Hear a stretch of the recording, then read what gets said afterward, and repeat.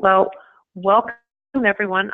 This is Maureen Hart. I'm the Executive Director of ISSP, and I have with me 4 individuals who hold the ISSP credential who work in the higher education industry, and I am delighted to have them here. If you could put into the chat question box as we go along any questions that you have or comments, anything you'd like the panelists to address, and we will get to those at the end. So please feel free to type into the chat box or the question box the information, any questions that you have. So we're going to go ahead and get started here. And the first thing I want to do is introduce the 4 panelists. So Rob, why don't you introduce yourself? Sure. So hi, everyone. My name is Rob Andrew Jeske. I am the Director of Sustainability at the University of Richmond. And in fact, all of my professional sustainability career has been in higher ed. Right now, as with most folks who work in higher ed sustainability, I'm doing a ton of different things across the university, and I wouldn't have it any other way. I'm currently working on trying to figure out a way to meet our institution's milestone carbon neutrality goal. We've got a goal of 2050 carbon neutrality, but we're supposed to be 30% below 2008 levels in 2020, which at the time of our climate action plan, I think sounded like the future. And we're almost there. So working hard on that. Also project managing a new materials program called Rethink Waste. Working on trying to get approval to bring goats on campus for invasive species removal, and that's been a lot of fun conversations. And right now we're embarking on our first campus-wide sustainability plan. We've got a climate action plan, but we're being more holistic and pragmatic about engagement with the sustainability plan. So lots of really great stuff going on that's pulling from all sorts of my experiences. Thank you, Rob. Amy? Yeah, this is Amy Jocelyn, and I'm a Sustainability Program Manager at Auburn University in Auburn, Alabama. I have spent a little time working in the nonprofit sector, working with a number of organizations that aren't higher ed institutions, but the last about 4 or 5 years have been primarily in higher ed. At this point, my energy is focused as much as it can be on an employee engagement program we just started this year, and we're embarking on our next STARS report. So we're starting that process, and that's where a lot of our time is being spent at this moment, in addition to working on some broad contracts, 10-year contracts with our Payment and Procurement Services Department. So that's kind of where my focus is this coming year. Thank you, Amy. Stacy? Hey, good morning or good afternoon, everybody. My name is Stacy Bumgarner. I'm the Campus Energy Coordinator at Colorado State University. I will have been here for 6 years. Tomorrow is my starting anniversary day, so that's exciting. I get to do a lot of education and outreach to our faculty and staff. I should mention, we do not have an Office of Sustainability at Colorado State University, but we have a couple of folks like myself that work with inside facilities management, some folks that work in our housing and dining, some folks that work on the academic side. And so we're kind of a loose construct of a team that is all working together to advance sustainability and the sustainability related initiatives across our campus. So my focus is on that education and outreach for energy and water conservation. But you can see the one bullet point, the most fun thing that I'm working on right now is we have an active RFP right now trying to procure 100% renewable electricity. And I can't say anything more about that because we're in the middle of our process. But it's a very exciting process that's keeping several of us pretty busy. So looking forward to the conversation. Thanks so much. Thank you, Stacy. Anne? Hi, my name is Anne Earhart. I'm the Director of Sustainability for Michigan State University. I've been here for about 5 years, but my career in sustainability spans private industry as well as nonprofit, although I'm enjoying my time in higher education the most. We spent the majority of the past few years focusing on engagement and behavior change, but in recent years, we've redirected our focus to be on core business integration of sustainability and cross-sector collaboration with facilities and faculty researchers. Like Rob, we have an energy plan, but we are now working on a campus-wide sustainability plan, which will be much more inclusive of our water system as well as waste systems on campus and integrating that. Excuse me. Yeah, so that's where we are right now. Thank you, Anne. So I'm going to give a quick overview of ISSP and certification for those of you who aren't familiar with ISSP. We've been around for 10 years. Our mission is to empower professionals like our panelists and you all who are listening to this to advance sustainability in organizations and communities around the world. The core of what we do is convening community, bringing together people to share practices and ideas with each other. We'll also do training to improve people's capabilities and share tools and resources. And then over the last few years, we've been working to establish this profession of sustainability as a field of practice to make sure people understand it, particularly that employers and clients of sustainability professionals understand what they should be looking for and setting the bar for sustainability excellence. So those are really comes back to the reason why we decided professional credentials were important. You know, we wanted to give the field cohesion and definition because there are lots of people talking about sustainability, but what does that really mean? We also wanted to give the individuals like you all credibility and the ability to advance in your careers, to have the credentials to show that you had credibility. For the organizations who are hiring, we wanted them to have an assurance of the competency of the individuals that they were getting. And then finally, to close the loop, we wanted to make sure that educators understood what it was, what the skills, knowledge, and abilities of sustainability professionals were so that they could incorporate that into the work that they were doing, the training that they were doing. So what is a sustainability professional? What are we credentialing? We consider someone to be a sustainability professional if they spend at least 25% of their time planning, implementing, managing, evaluating, and reporting on sustainability efforts. And this could include people like the four you just heard, who we consider to be internal practitioners or internal consultants, people who are working within an organization to help improve their practices, as well as external consultants, people who are working for many different organizations. And the job titles are really not important. There are many people who are sustainability professionals who have the word sustainability in their title, but there are many who do not. And so we're looking at all of those people because, in fact, we really need to instill sustainability thinking into all jobs and all functions within organizations. And the key thing here is that someone who's really a sustainability professional, regardless of what industry they're currently working in, can go into any organization, public or private, in any industry to help them assess their sustainability risks and identify the opportunities and then make that happen. We have two levels of credentials.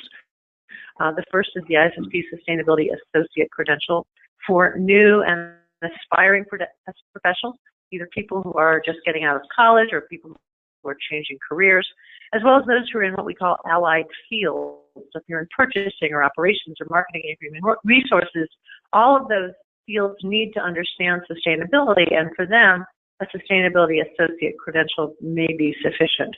Then for those people who've gone beyond that, who've been working in the field for 5 or more years, we have the ISSP Certified Sustainability Professional Credential. Now, what we test for on the credential exam, there are 6 domains that have been identified in the knowledge, skills, and abilities that people have to have, starting from the core competency study that we did in 2010. And then with the further work in the job task analysis we published in 2013, and both of those are up on the website.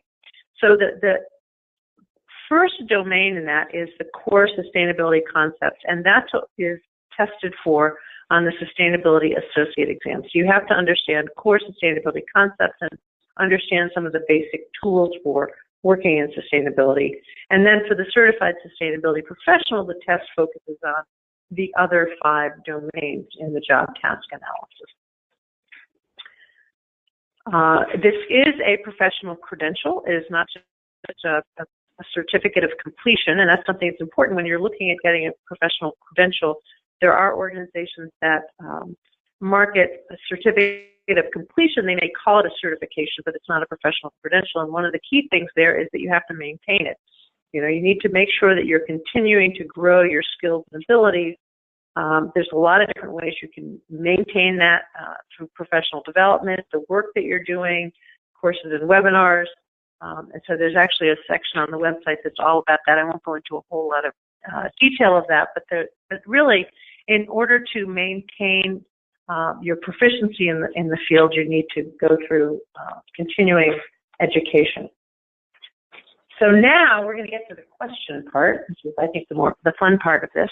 But remember, if we haven't answered questions and you have questions about the credential, put them in the chat box because we will come back to that at the end. So now I'm just going to go back to the panelists. And Rob, can you tell us a little bit about your journey? How did you get to where you are working as a sustainability director at University of Richmond? And I'm going to mute myself just so that I don't get any echoes here. Okay, thank you, Maureen. Well, I was an English major who got a job writing about the outdoors out of college, and I thought that was the closest I'd ever get to anything sort of environment or sustainability related. But the more I did that, the more I learned about people who had careers in the outdoors, and I ended up going to graduate school for outdoor environmental education, and then couldn't stay out of graduate school for too long. So I ended up pursuing my PhD in recreation, park, and tourism management. And I got a chance to work when I was a graduate student at the Nature Center at Penn State. And that put me in touch with a ton of students who wanted to do more than learn about bees, trees, and nature, but wanted to take their passion for the outside and understand the built environment. And there wasn't that much at the university that we could find for non-engineering, non-science students. So I bothered the sustainability office, and when it was time for me to graduate, they said, "You've been a pain. How about you do what you've been asking us to do for a while?" And so career opportunities showed up, and it was wonderful. So I worked doing student engagement and sustainability, and then a reorganization of that office led me to do sustainability planning. So here I was, an outdoor and environmental educator doing sustainability planning internally for offices across Penn State, and I needed resources and had to learn a lot on the job. And I feel like that's a hallmark of being a sustainability professional, is you need to know how to learn on the job. So that's how I learned about this. And then just when I got comfortable with engagement and planning, I decided to try to pursue a director role, and so now I'm working in operations and administration, continuing with planning, as well as across the spectrum of what it means to be a higher ed sustainability person.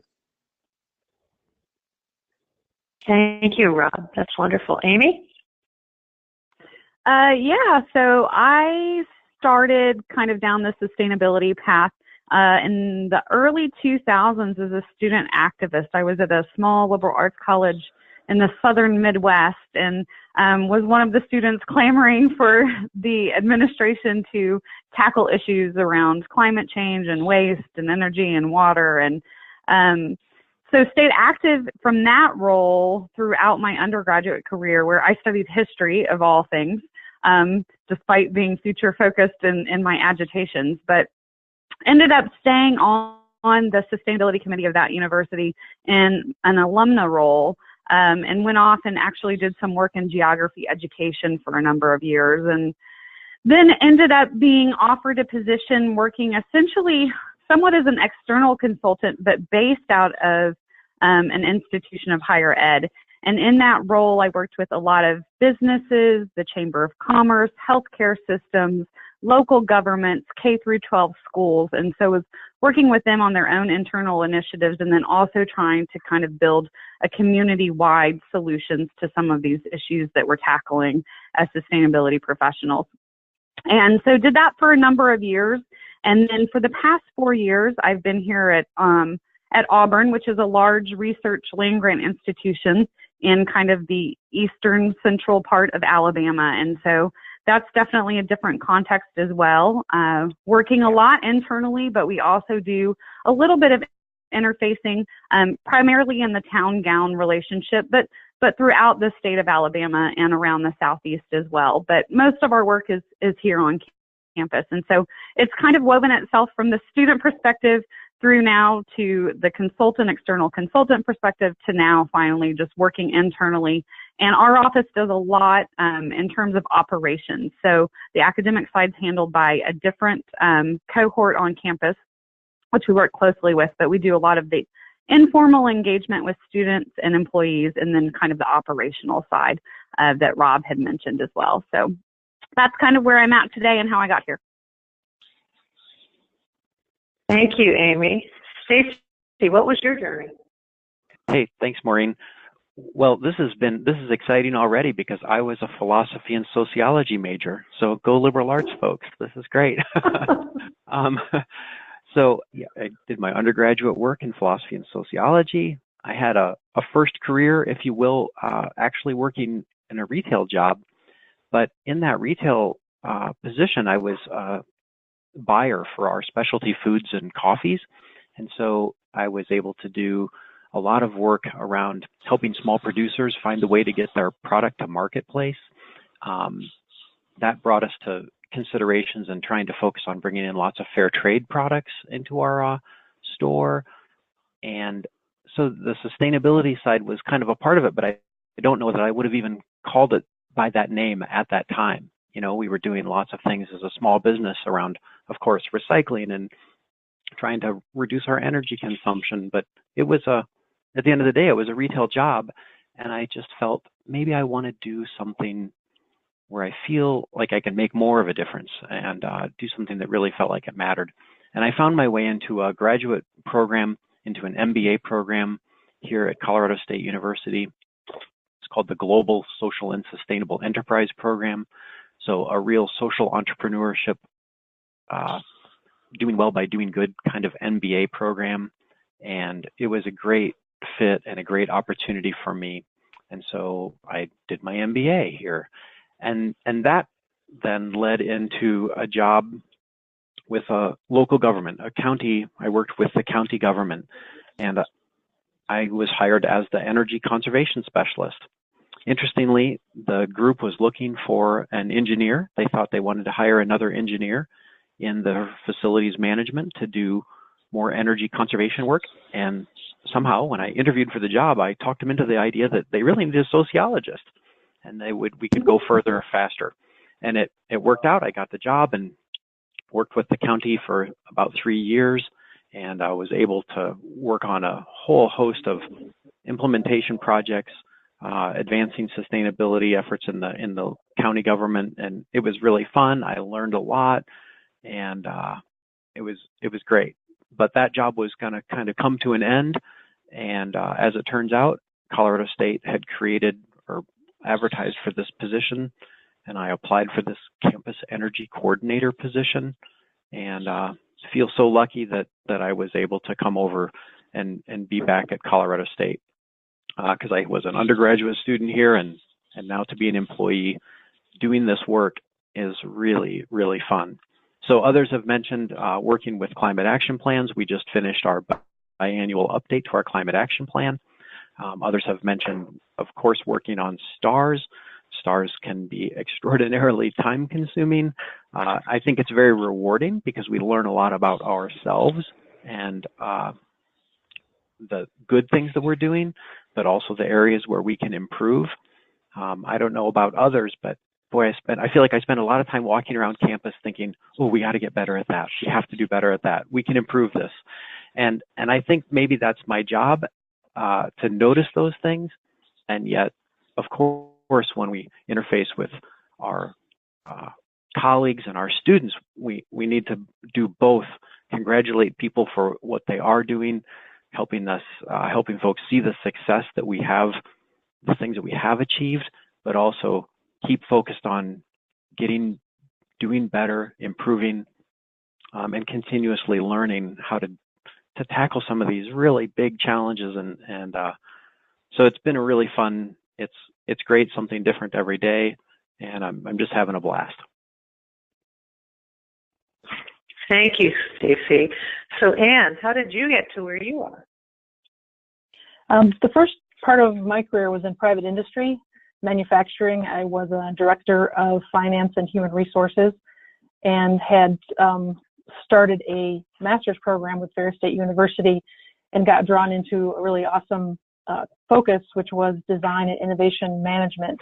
And through that, was introduced to sustainability and using the design process and sustainability to solve problems not only within the organization, but within the community, large and small.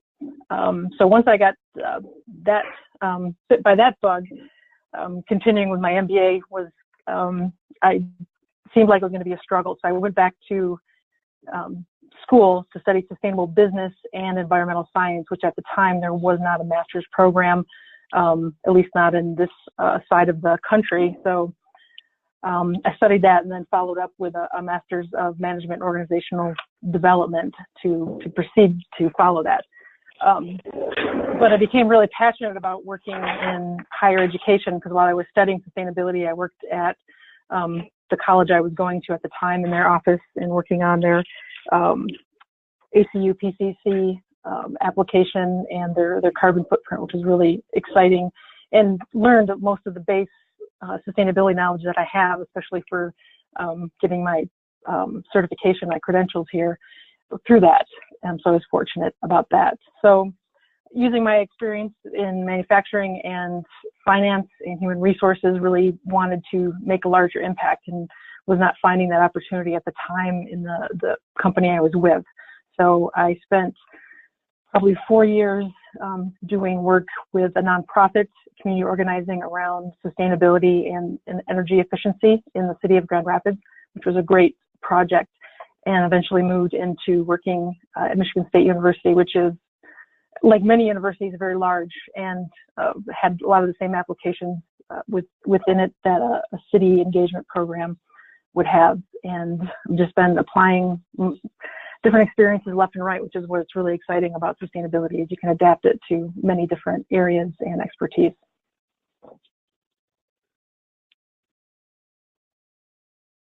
Thank you, Anne.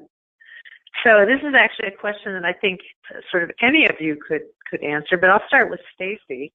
Why did a philosophy major decide to get an ISSP CSP credential? Well, thanks for asking. Actually, I think so I had been doing this sustainability work both at the county and at Colorado State for, well, maybe it had been 5 or 6 or 7 years, I guess, by the time I had seen the credential. And I just thought it was a really interesting and great opportunity to kind of test myself, my education, my experience. And of course, it's attractive to want to participate in this, we're kind of relatively new ISSP community. Retrospectively, I really appreciate that the credential, it tests such a broad range of information, and that's good. And so even just preparing to take the exam, it was interesting to see as what do I feel comfortable with? What do I believe I know and understand? And yet, what are these acronyms and what are these different areas of industry that maybe I'm not as familiar? It's so easy to get in our kind of silo, and higher ed is a unique space, I think, for the way sustainability is practiced and delivered. And so I just thought it was a really neat opportunity to kind of check myself, test myself, but also learn something new in the process of pursuing it.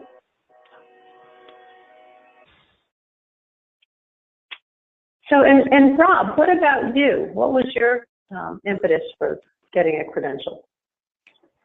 Well, through ISSP, before the credential even existed, I think I was able to take courses that ultimately prepared me for the ISSP SA.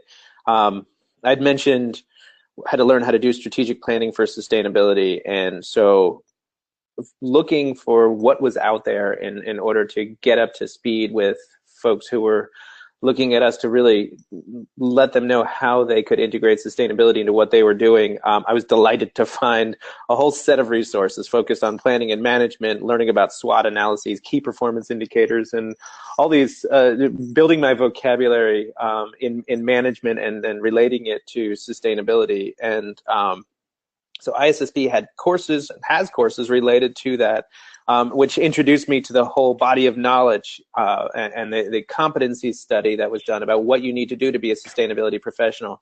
And finding that for me was, it was like a treasure trove, because at the same time, I began teaching a course on sustainability with an engineering professor. So he was covering the technical side, and I was to talk about sort of the state of the field. And these were first-year students who might be looking at sustainability as a career. And so what did that mean? And so I had to answer that question. And it's good to reaffirm what you believe and then to learn some more. So through my work, when the credential came about, I just thought, well, I think I've been immersed in this field a while, but I also, like Stacey, I want to test myself.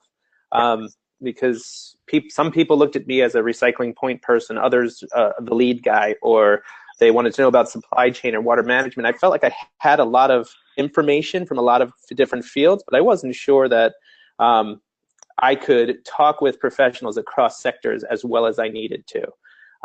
That I couldn't agree more that higher ed sort of is its own thing, and I felt comfortable in this sphere. But to be a sustainability professional means, to me, being transferable across. So I was really attracted to the idea of sort of testing myself and then having that credential so that other folks who knew about the credential or might be interested in it would know that, hey, this means there's a certain body of information that I possess. And I also, people do ask me about it all the time. And so that was why I pursued the credential.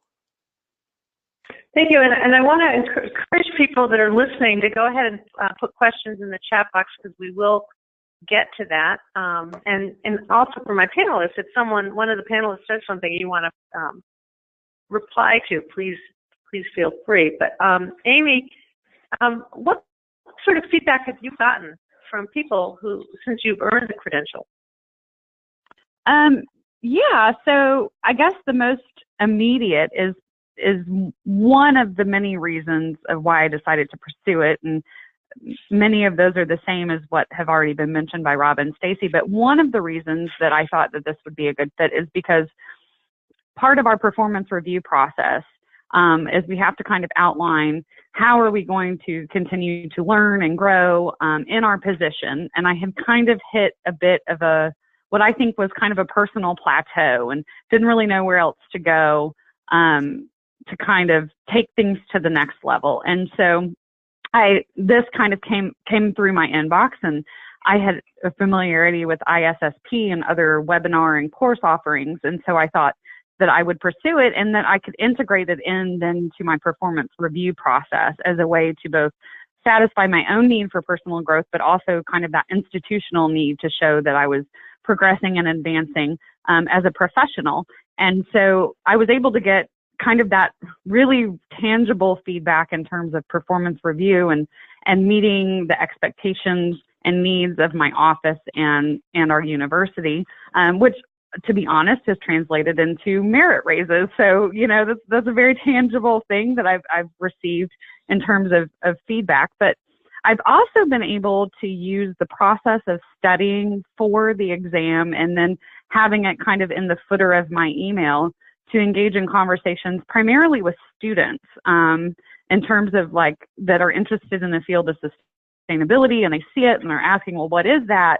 Well, what does it cover? What does it mean? How would I use it? And so it's been able to open doors and conversations for them about all of the different career possibilities and paths and things that they may want to become familiar with as they go out into the next phase of their life, whether it be in sustainability in higher ed or in their own respective fields, regardless of if they're considering wearing kind of that formal sustainability title or just being a practitioner who embeds sustainability in the work that they're doing. So it's really opened up conversations with students both in our office and across campus that I really enjoy, and allowed me to kind of mentor them in a way that I probably wouldn't have had I not pursued it. So your institution isn't requiring it, but they're giving you positive feedback for having it. That is correct. So I've been able to integrate it into kind of our standard performance review process that we go through every year. And then the process of having to maintain my credential just feeds further into that process. So it's able to kind of advance my own learning, but do it in a way that meets my kind of employer's needs for growth as well. Interesting. So sort of related to that, Anne, you had mentioned to me a while ago that you know of employers requiring the credential. Yeah, that was we discussed that, and my experience with that is having different certifications over the years, and not just having the letters behind your name, but really demonstrating that you understand this knowledge and can apply it in a way that is more than just tangential. I think is extremely important, especially, for me, working in a higher or institution of higher education and not being an academic, it's important to, I think, have the credentials. And outside of that, thinking back to my work in private industry, being able to have a certification demonstrated, whether it's required or not, I think would also be valuable. Although I didn't have any specific examples, I wasn't sure if Tracy or Rob had some specific examples of that.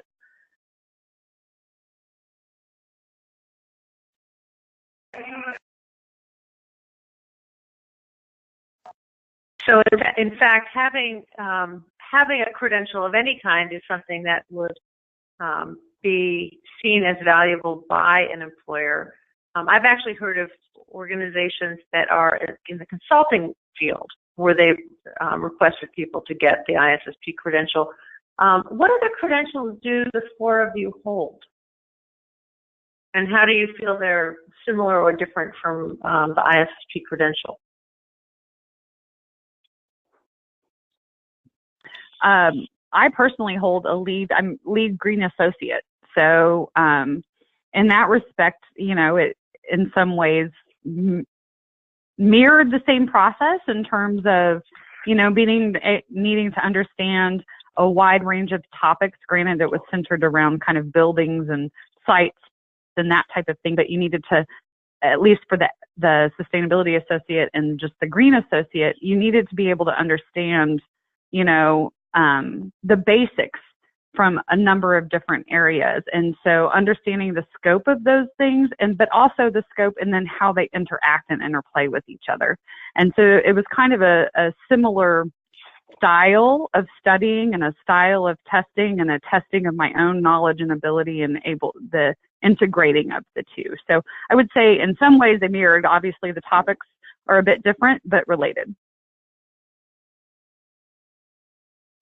Yeah, I can piggyback off of that one. I also have a lead GA and pursued that specifically because a lot of the sustainability positions in higher ed want someone with a lead background or lead working knowledge of lead. And I also thought it was a great opportunity because there was not a sustainability credential that I saw for a generalist. It's the closest thing that was out there to a general credential in sustainability at the time.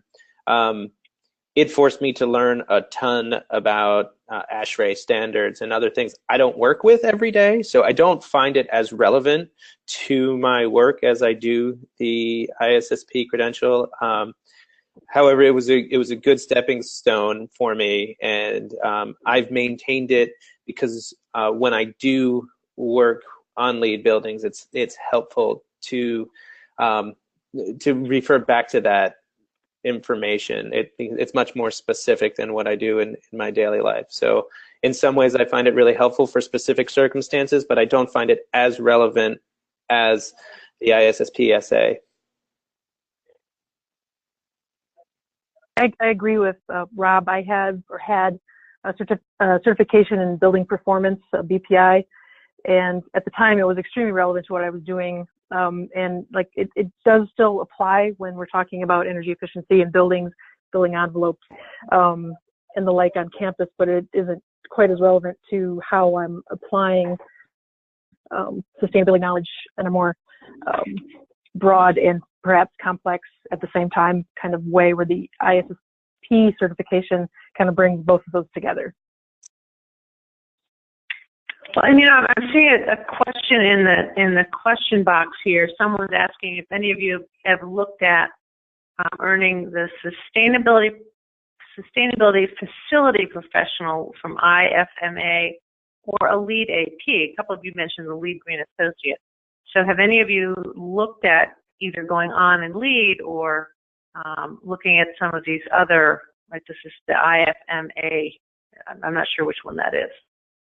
Hi, this is Stacey. I can talk to that a little bit because, well, I should just chime in that I have my lead green associate like the others, and again, it is a nice introductory thing. You learn the language, and and that's useful. It's not a part of my everyday tasks. So again, but it's useful language, and I continue to maintain that credential.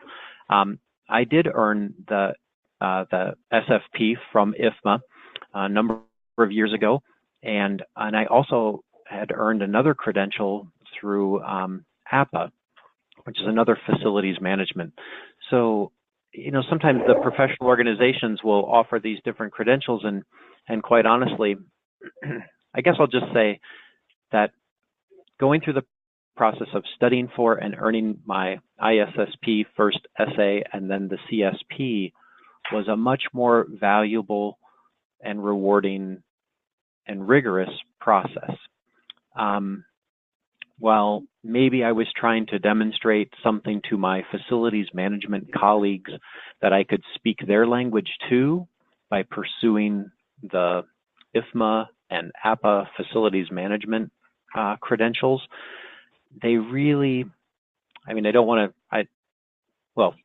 just weren't as strong in the sustainability space. They were useful for helping me learn some facilities management language, but I can't say that I earned a lot of street cred necessarily from them. And it's been much more useful the process of learning and engaging in ISSP sustainability track. That's just been much more rewarding for me personally. Now, if your employer requires it or if they're in support of it, who can say that's great, then you should probably lean into that. But I wouldn't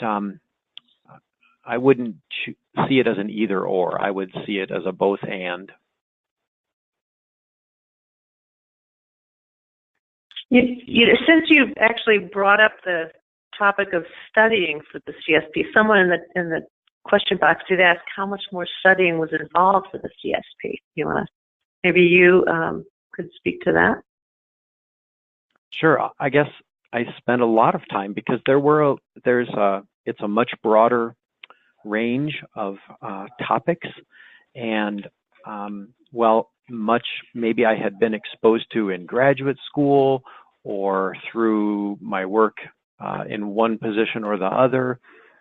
There still is a broad set of acronyms and just topics and things that, like say, by the time I took the exam, I was pretty heavy in higher education, and I kept thinking, wow, some of this is not my experience. But so while that added some challenge to the studying process, it was really an excellent reminder that there are a lot of different ways that our stakeholders, people that we interact with, are practicing or thinking about sustainability. And so in that regard, that rigor and that effort to study and learn or refresh my memory of things that I wasn't working in every day has really, really been useful. And I try to keep that in my mind all the time, that people are in different places. They're seeing the sustainability question or challenges through a different lens. And we have to always be ready to meet people where they're at and speak their language as best we can. We're translators after all, so we always have to be able to bridge that. That's an excellent point, Stacey. Doing the English to English translation from one functional area to another. To what extent have the rest of you had that experience that you're doing this translating, and has having a credential changed that in any way?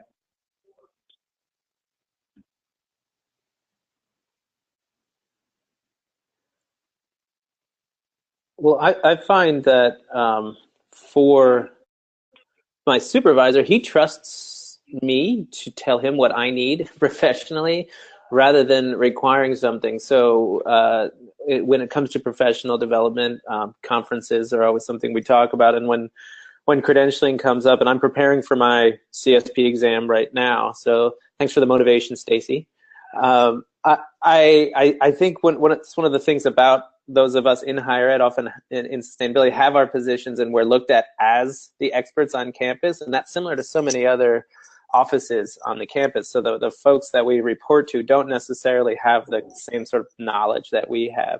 And so when it comes to translating the value of this credential or translating my recommendations for what we ought to do on campus that may or may not cost a little more, have upfront cost, I think that is a competency that we really need to have, is meeting people where they are in terms of understanding what their needs are and working with them to have them understand the value of a project. And my boss is in finance, so I understand his value mechanism, but there might be another stakeholder. I also have a dotted line report to the provost, and he really wants education metrics.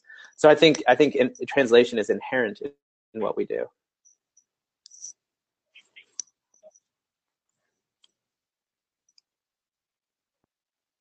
And I agree with Rob. I would say that's exactly my perspective as well. I mean, being the translator and I'm studying for my CSP also. I've found a lot of value in my essay already, and taking that to the next level will be extremely valuable to me in some of the new endeavors we're taking on campus. But translating broader global concepts of sustainability and applying them to your organization, I think is key, a key understanding to have.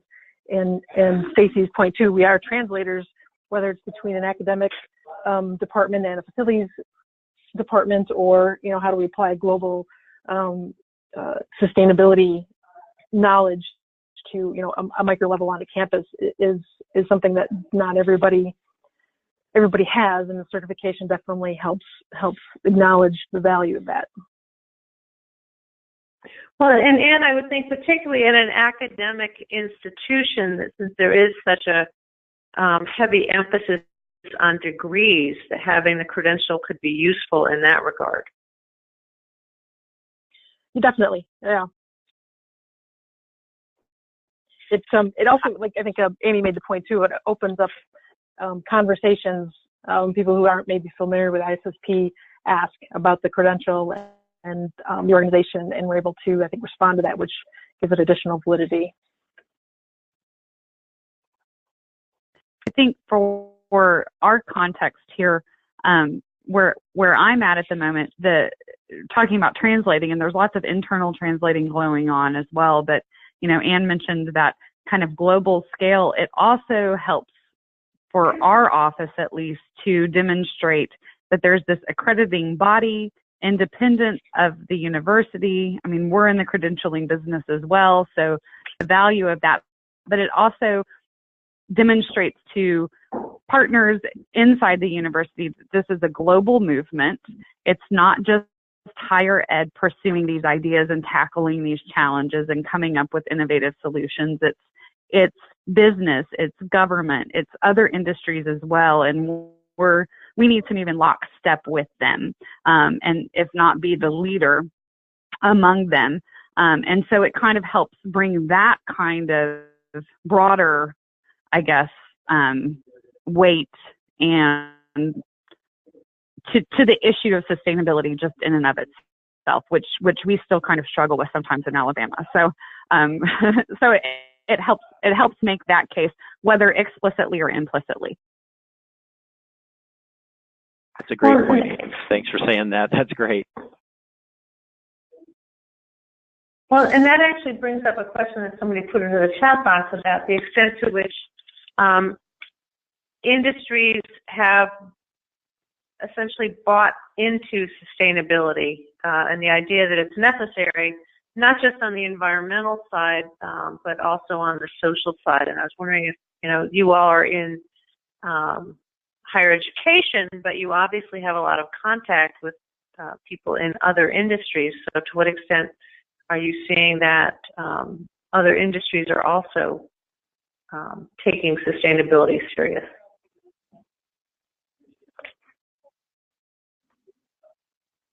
I think we have a big role to play in our engagement with our procurement departments, right? As they go out and, Universities are famous for forming these strategic partnerships. They're wonderful, or they can be wonderful.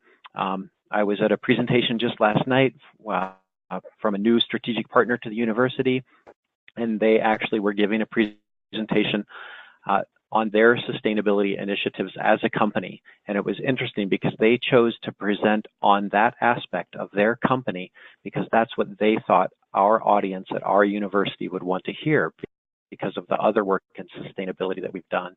I think that's great because they could have talked about any number of the different value propositions that they have as a company, but they chose to come in and speak with us and share with us about their sustainability initiatives. Now, certainly they're a corporation that's thinking about sustainability very differently than we're thinking about it in higher education, at least in some ways, right? But it's definitely more operations focused, where we get the opportunity to talk a lot more about social justice and some of the really important, the people side of things that is not often the first thing that comes to mind when you say the word sustainability. And so anyway, I just think there's such an interesting, that's the interface that I see between some of the procurement, the universities. We buy a lot of stuff, we do a lot of business, and we can help to further the good that we're doing, not just with the work through our students and how we educate them, but with the partnerships that we have and the way we interact with that community and the business side of things. Yeah, I think that's great, Stacy. I think the human side is core to sustainability, to a mature understanding of sustainability, and has been since the 80s with sustainable development coming on the scene. We talk a lot about our town-gown relationships and integration in the community, and environmental justice is a natural thing for us to look at. We're a river city, and the health of the river and the health of our residents is correlated with one another. And it's really important for us as sustainability professionals to use the allies on campus, because we have such an opportunity at universities to work with folks who are working in the diversity space and working in the community engagement space. AASHE, when we do STARS, the Sustainability Tracking Assessment and Rating System, looks at all of that, and we don't need to own it to work on it. I think it's incumbent upon us as sustainability professionals to make sure we really have a strong focus on the social side, because the idea of a people or environment, or a profit or people or environment dichotomy just is false. We need to support people and support the planet, and do it in a way that allows people to meet their needs financially as well. And I mean, that's core. That's fundamental to working in the sustainability sphere. We have an opportunity to model it here. And also, a lot of people consider classes to be part of that social sector of sustainability, the educational side and the engagement side, and we do a lot of that.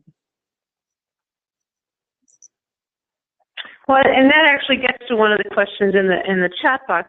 Someone's asking, saying there's a lot of discussion about environmental sustainability, but what about social sustainability certifications? And the ISSP credentials are about the economic, social, and environmental sustainability. It's not an environmental certification, because ISSP defines sustainability in the context of the triple bottom line, looking at social and environmental, and economic, not just environmental sustainability. So thank you, Rob, and Amy, for bringing those things up. We're getting close to the end here. There are some questions in the box. I'm looking to see. Someone's asking if these credentials are equivalent to a master's program, and that's an important thing to understand, that this is a professional credential, which is different from a degree program. A degree is something you go to school and you earn a degree and you get that diploma, but then you have to continue to improve your learning, and so that's what professional credentials are all about. And so this is not the equivalent of a master's, although I would think that someone who had done a master's in sustainability wouldn't have any trouble with the associate exam. But it's not the same because it is a professional credential. Looking to see what other questions we have. in here? Or actually, Rob, Amy, Stacy, and Ann, are there things that we haven't brought up that you really want to tell people? This is Ann. I comment the last question about it being a degree. It is not, as you said, a degree, but I think there's great value in it for somebody who is either doesn't have the time or the capacity to pursue a master's degree in sustainability, or already has a master's and wants to add this area of specialty to their degrees or to their credentials. I think it'd be extremely valuable. And even for say students, I recommend students that are graduating to take a look at it if they don't have a degree in sustainability and are really interested in working in the field, whether they're economists or supply chain and don't really have the entire background that they would like. That it could be value add for them as they build their network and build their knowledge base. So I think that's important to also think about. Thank you, Ann. There's another question here. Someone asked if a panelist was to act as a coach or mentor for a colleague, how would you guide the person to study for the exams, and how long do you think that would be?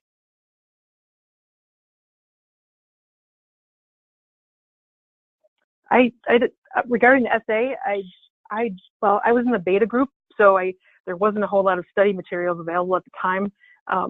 So I couldn't study.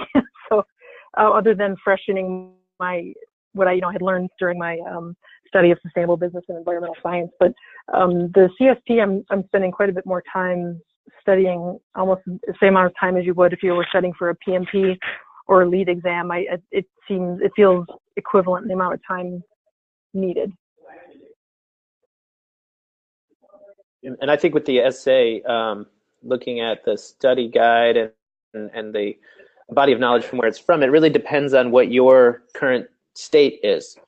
I think if you're a current professional who has or someone who studied sustainability, which I love that exists for our students now. It used to be a found field. Not many of us who are in their late 30s or older really had a chance to study sustainability in the way that is available now, which is wonderful. So if you have worked in the field or studied, I think the essay exam would require, figuring out where you feel comfortable in what areas, sort of like when Stacy was talking about preparing, he looked at what was being expected and said, oh, I don't necessarily know a lot about this, but I am familiar with this area. If you're unfamiliar with sustainability, it's obviously going to take a little while to get up to speed. But I think most of the folks who would be interested in it, a couple of weeks is what I would dedicate to it, or a month, and I'm taking longer with my CSP preparation, aligned with what Ann said, that it's a bit of a deeper dive. I would echo what Rob said. I think the biggest thing for me is having been in the higher ed realm for a good chunk of the past decade, I had to spend a little more time brushing up on what was happening in other sectors of the economy. Some of the lingo there and the rating systems and those types of things I had heard about or maybe read about in a newsletter that that I get in my inbox, but wasn't as familiar with as I maybe needed to be. And then there were other things that it's like, oh, I do that every day. I feel like I know that like the back of my hand. But again, with the study guide and the materials and a working knowledge, it really is a pretty manageable process. But that's part of the reason that I liked it too, is because getting the certification is because we're so busy and we're so consumed and we're pulled in a million different directions and constantly changing hats, to carve out that time to say, I'm going to work on me and improve my working knowledge of things. It made that a valid use of my time, versus that's always easy to kind of push to the back burner. And so I really liked that. Once I registered, I was locked in, and so I appreciated that space that it afforded me. And for those of you who are interested in a little more definition of what's on each of the exams, you should go to the website and download the free candidate handbook.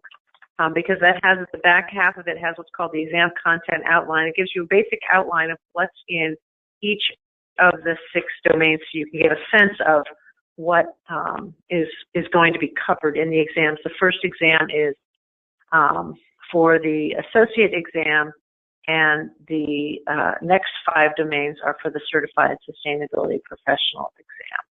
Now, there's some other questions in here. I'm going to quickly go over some of the additional slides that we had prepared here.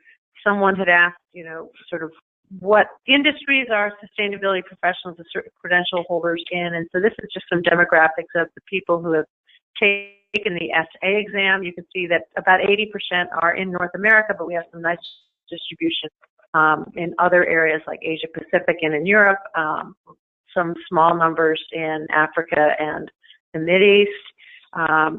Years of experience, about 1/3 have under 5 years, but 2/3 have more than 5 years. And then the industry distribution, not surprisingly, about a little over a third of the people are in consulting, because that's a field where it's really important to have a credential for whatever work that you're doing. But you can see we have good distribution across many other of the industries, and there's a similar distribution for those people who currently have the ISSP Certified Sustainability Professional credential.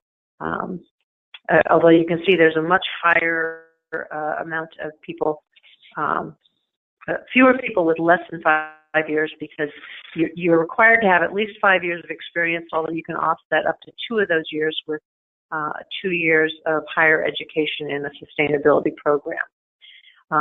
Somebody asked about the pricing. If you're an ISSP member, the associate exam is $175, and the certified sustainability professional is $250, which includes an application fee, because you do have to apply and be approved before you can sit for the certified sustainability professional exam, because you have to show that you have at least the 5 years of experience, and you also have to have 3 letters of reference from people who are familiar with your work. You can take the exam at any time. There are test centers, over 900 around the world. You can also do online proctoring. That does require that you have an external webcam. That information is on the website. And we do have the study material, although even before you purchase a study guide, you should just check out the candidate handbook, that it has all of the information about the exam and those details. And so if you do have more questions that we haven't gotten to here, we still have a few more minutes. But, there's the website. Click on certification. That's where you'll find the candidate handbook. There's an FAQ. There's an overview page where you can actually get copies of the core competency study and the job task analysis, which goes into more detail as to what's being covered in it. And there's the website and the email address if you have questions about that we haven't answered here. So someone's asked how these credentials would help as a sustainability engineer in a private company. That's a much broader question than we have time to answer in this particular webinar. We will be doing additional webinars with panelists from particular industries. The next up will be local government. So we'll have a panel of ISSP credential holders in local government. We'll also be doing consulting, and so we'll be doing future ones to answer some of those questions. So looking to see if there's any other questions. We have a minute left in the webinar, so I think I'm just going to open it up to the 4 of you, Amy, Ann, Stacy, and Rob. Any other comments, questions, things you want to tell people about the ISSP credential and your experience with it? I would just echo what Amy said. This is Stacy, and I think she said it really well. This is a great investment in you, and that's a really great thing. You're going to learn a lot in the process. It's a great way to test yourself, and it's just a great investment in you. So I think it's worth it on multiple levels, both professionally, personally, and hey, it's just fun to learn new stuff.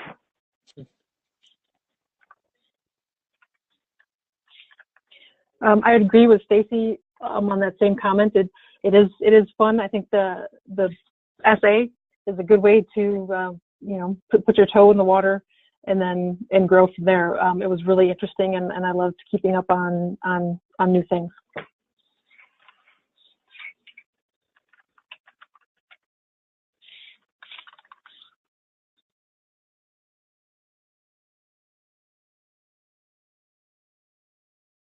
Okay, well, thank you very much, Amy, Ann, Rob, and Stacy. I definitely appreciate your being here and sharing with us, and thank you for everyone who's attended. We will make a recording of this webinar available, as well as the PowerPoint. So you will get that sometime tomorrow once we've put it all together in a package.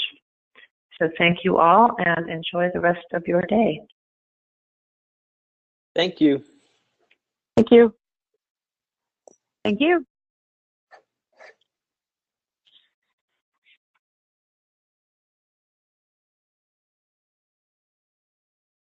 And Stephen, can you stop the recording, please?